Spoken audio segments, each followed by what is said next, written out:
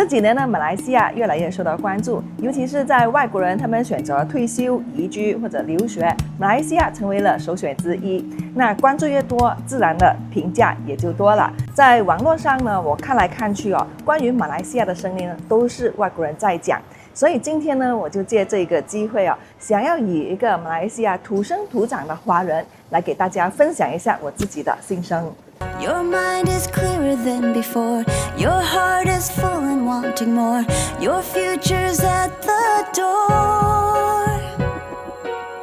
Give it all you got. No hesitating.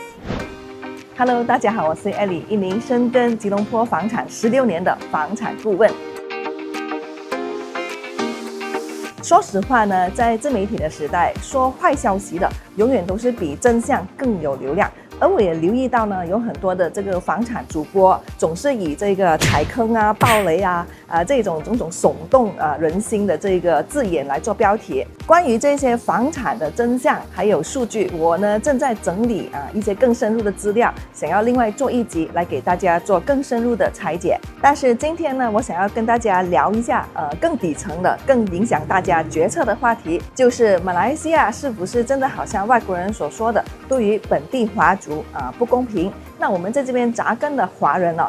的真实感受是怎么样的？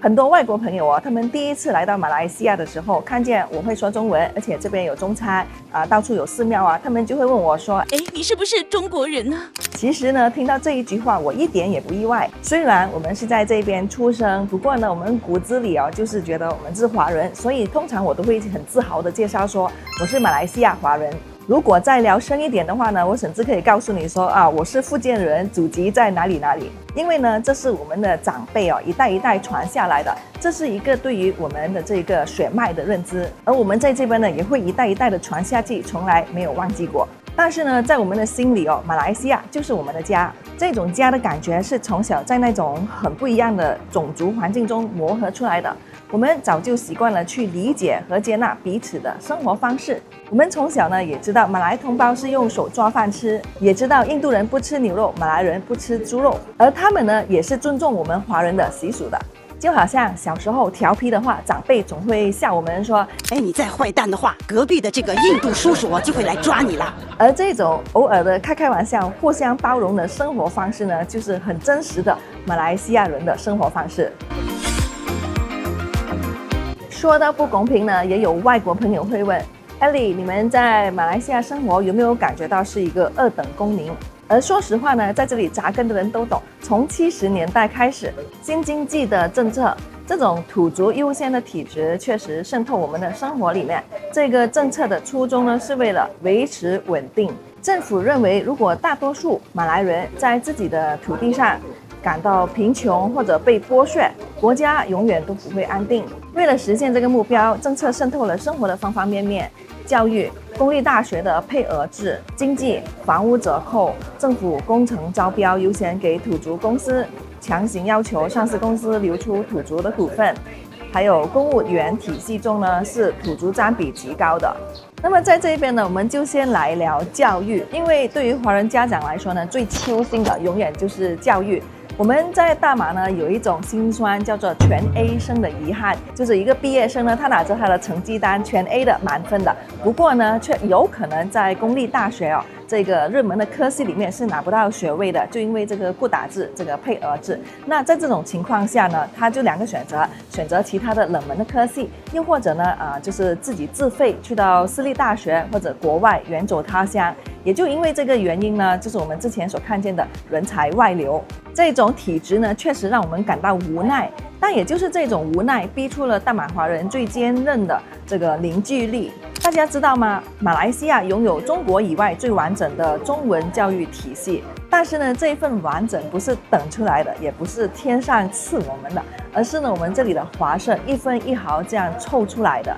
给大家分享一下我自己的案例就是我孩子呢，他念的就是初中华文独立中学。我记得呢，他上初一的那一年OK， 他就被班上的主任派出去筹款。什么是筹款？ OK， 就是呢和同学分几个小组啊，去巴沙市集啊，然后去地铁站啊，还有这个商铺啊，去挨家挨户的这样子筹款，就是募款，为的是维持学校的经费，还有升级学校的设施。我原本呢也是很心疼孩子，就是顶着太阳这样子走啊，挨家挨户的走是蛮累蛮辛苦的。不过呢，后来我发现这一种经历呢，其实就成为了他人生中最宝贵的一堂课。因为通过募款，他提早见识了人性。有的人呢会冷眼拒绝，但是更多的人会给予温暖。这种在求存中学会的独立和同理心呢，是很多名牌大学都教不出来的。我的孩子啊，甚至跟我说，他远远就能感觉到这个人会不会捐钱。很多大马华人呢，看到这些穿着校服的孩子啊，大家心里懂的都懂，因为已经知道了什么事情，所以即使不是很富有的人呢，一看见这些学生啊，都会默默的塞一点钱呢进去这个募款箱。在这一刻呢，捐的不只是钱，而且呢是对一个民族文化的传承。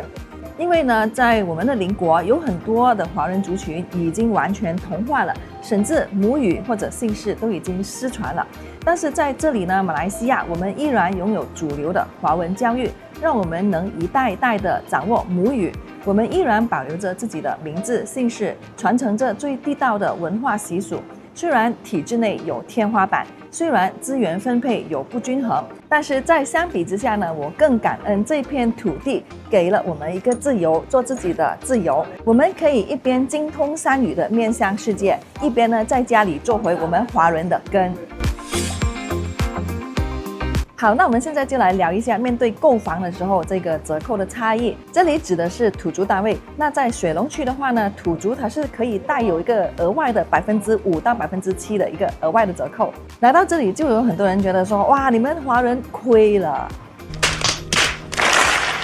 但是你知道吗？这些享有土族折扣的，就是 Bumi Lots 的这一些房子呢，如果它是99年或者是在指定区域的话，其实它是带有这个转售的这个限制，就是说只能转售给土族，土族买卖给土族。这个其实就说明了政府的这一套政策呢，出发点就是保护还有安居，是让土族有房住，而不是让他们拿房子来投机炒房赚钱。反而呢，有计划要投资的土族，他们会自动的要求我就不要这个折扣，我要普通的折扣就好了。而我们买的 non-Bumi Lot 非土族单位，虽然买的时候没有这个额外的折扣，但我们买的是自由，我们可以卖给任何人，不管是本地人还是外国人，它是这样流动性更高的，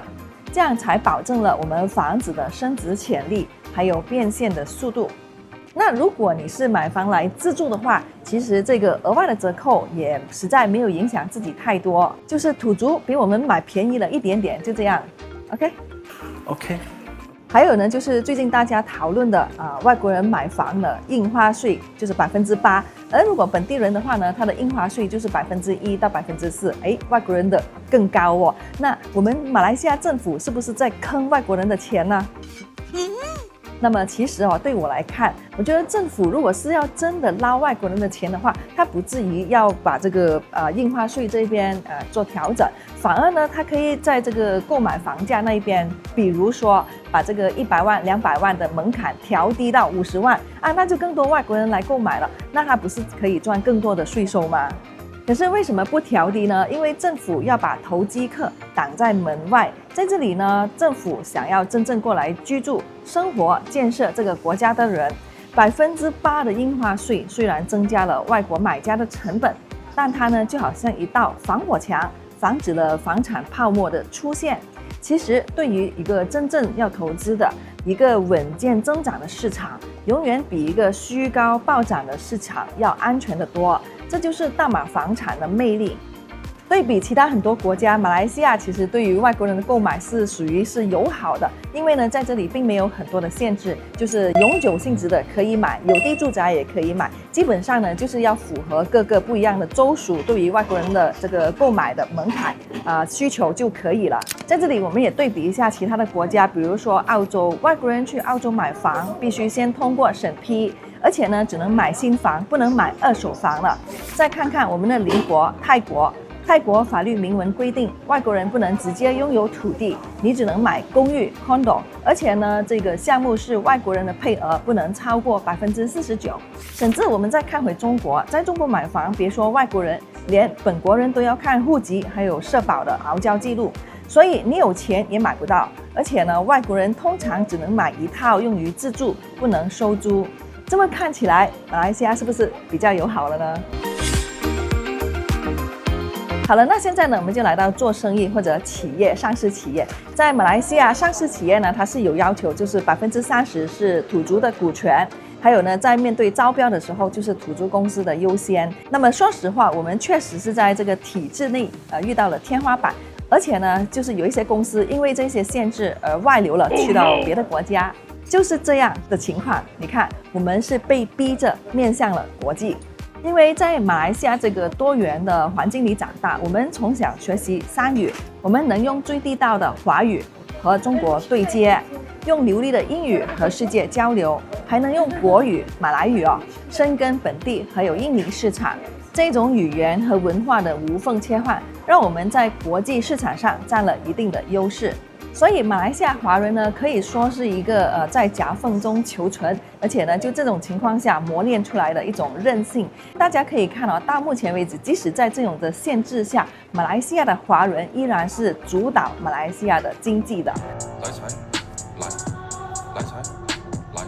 OK， 那现在来到这里呢，我还是想要跳出这些冰冷的现实啊，想要以这个土生土长的华人 OK 来跟大家分享一下我心里话。在这里的华人呢，从小生活在多元种族的环境里，那些别人所谓的这个不公平，在我看起来呢，其实是一种生活的色彩。你看，凌晨5点半，天还没亮，空气里传来这个祈祷式念经的声音，那就是我们最准时的闹钟。我们一起在妈妈档喝茶，一起为羽毛球队加油，而且互相开玩笑，也互相包容。这些点点滴滴对于我来说呢，是在理所当然不过的日常。与其去纠结那一些不公平，我们更懂得感恩这片土地给予我们的东西。在马来西亚，没有地震，没有海啸，没有天灾，而且充满了资源。在这边生活，我们都生活得很好啊。